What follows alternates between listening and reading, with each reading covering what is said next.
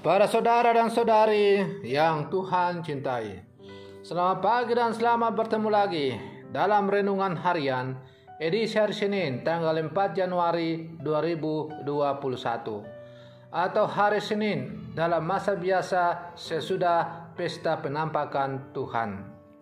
Mengawali hari yang baru ini, kita hendak mendengar dan merenungkan sabda Tuhan.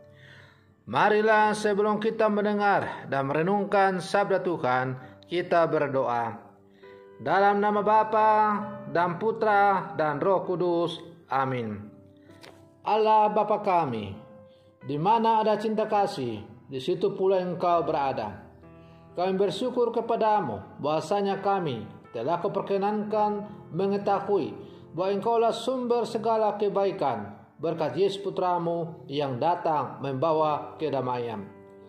Bersabdalah ya Tuhan, kami siap untuk mendengarkan. Terpujilah Engkau Bapa, Putra, dan Roh Kudus, kini dan sepanjang segala masa. Amin. Para saudara dan saudari yang Tuhan cintai, sabda Tuhan yang hendak kita dengar dan kita renungkan untuk mengawali hari yang baru ini diambil dari Injil Matius pasal 4 ayat 12 sampai 17, dilanjutkan dengan ayat 23 sampai 25. Tuhan sertamu. Inilah Injil Tuhan kita Yesus Kristus menurut Santo Matius. Ketika mendengar bahwa Yohanes Pembaptis ditangkap, Yesus menyingkir ke Galilea.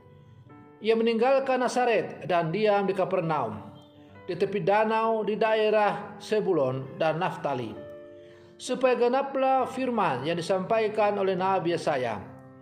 Tanah Zebulon dan tanah Naftali, jalan ke laut, daerah seberang sungai Yordan, Galilea, wilayah bangsa-bangsa lain, bangsa yang diam dalam kegelapan telah melihat terang yang besar. Dan bagi mereka yang diam di negeri yang dinaungi maut telah terbit terang. Sejak waktu itulah Yesus memberitakan, bertobatlah sebab kerajaan surga sudah dekat. Yesus pun berkeliling di seluruh daerah Galilea. Ia mengajar dalam rumah-rumah ibadat dan memberitakan Injil kerajaan Allah, serta melenyapkan segala penyakit dan kelemahan di antara bangsa itu.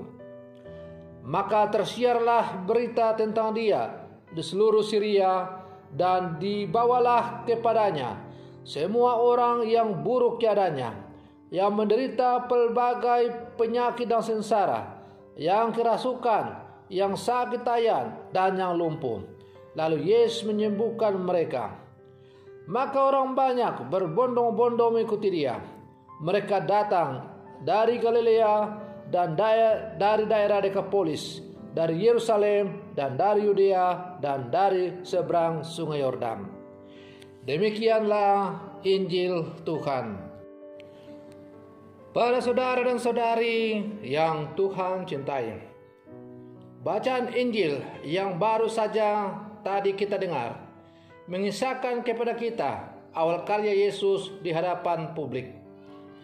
Yesus kembali ke Galilea untuk memulai pelayanannya dan sekaligus menandakan bahwa pelayanan Yohanes sudah selesai. Wilayah Galilea tidak luas, namun penduduknya padat. Yesus mengawali karyanya di Galilea, Kapernaum, di daerah Zebulon dan Naftali. Dalam pewartaannya, Yesus menyerukan pertobatan kepada bangsa-bangsa yang masih diliputi kegelapan. Yesus mengundang siapa saja untuk mengalami kasih-Nya dengan cara bertobat. Para saudara dan saudari yang Tuhan cintai, pertobatan menjadi syarat utama supaya kita layak menerima kerajaan Allah yang dihadirkan serta diwartakan oleh Yesus.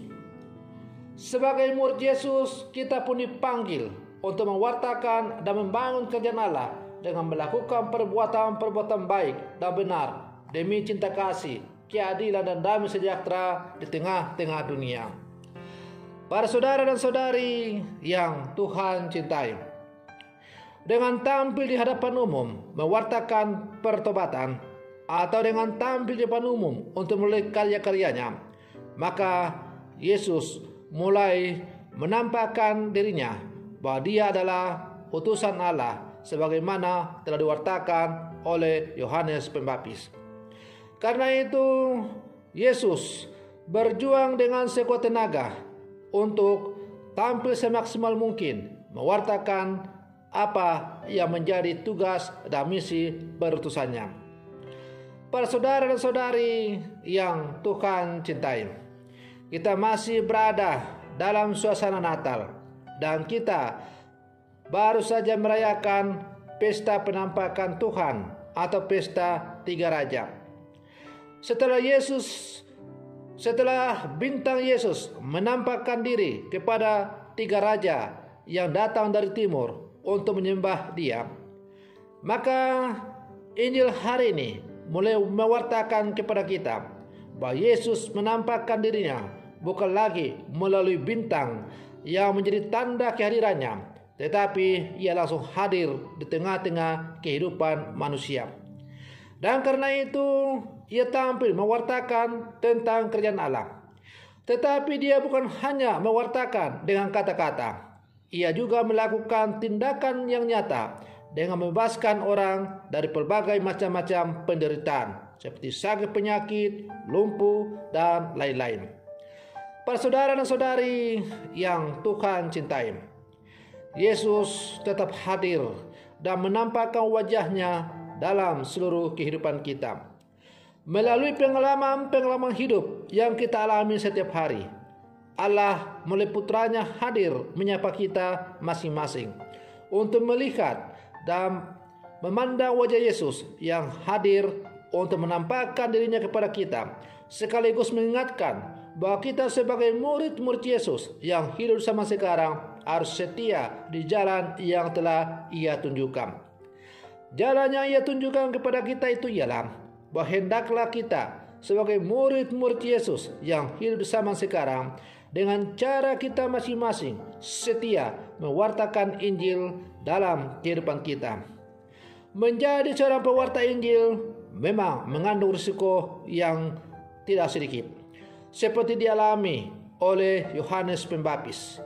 Ia ditangkap oleh Herodes karena berani mewartakan tentang kebenaran.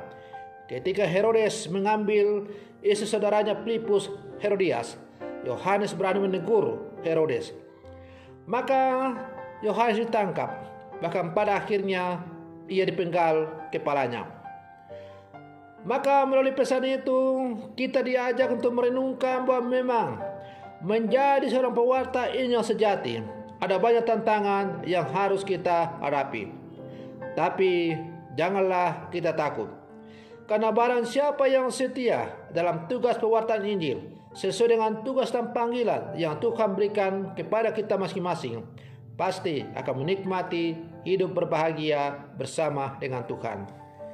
Para saudara dan saudari yang Tuhan cintai, karena itu marilah kita sebagai murid-murid Yesus yang hidup di zaman sekarang, kita setia di jalan salib kita masing-masing. Kita setia di jalan pewartaan Injil sebagaimana yang Tuhan berikan kepada kita, sehingga kita juga nanti kelak akan menikmati hidup berbahagia bersama dengan Tuhan. Semoga demikian. Selamat pagi. Tuhan Yesus memberkati.